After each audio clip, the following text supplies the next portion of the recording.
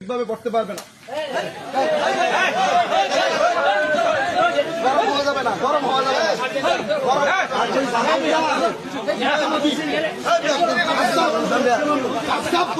আব্দুর রহমান রেজভী আমাকে থাপ্পড় মেরেছে, যে ভিডিওটি আপনারা দেখেছেন।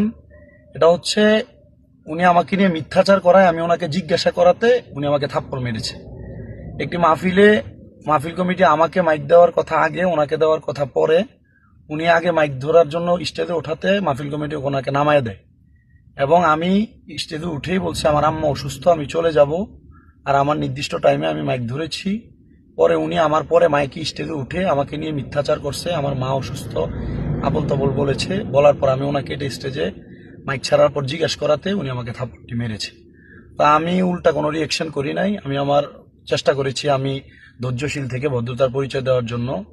তো এই জন্য কেউ বিভ্রান্ত না হওয়ার জন্য বিশেষভাবে অনুরোধ করছি। আসসালামু আলাইকুম।